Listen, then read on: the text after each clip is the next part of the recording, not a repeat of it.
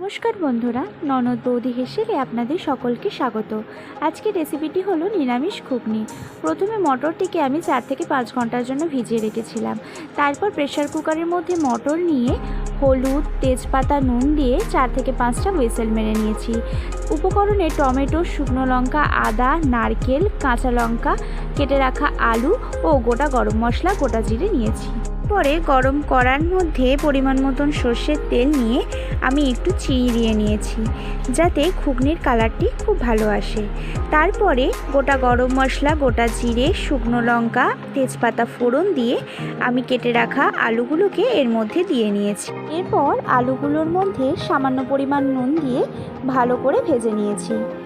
তারপর কেটে রাখা টমেটোগুলি এর মধ্যে দিয়ে একটু নেড়ে চেড়ে নিয়ে একে একে হলুদ গুঁড়ো, জিরে গুঁড়ো, ধনে গুঁড়ো ও আগে থেকে বেটে রাখা টমেটো, শুকনো লঙ্কা বাটাটি এর মধ্যে দিয়ে ভালো মতন কষিয়ে নিয়েছি।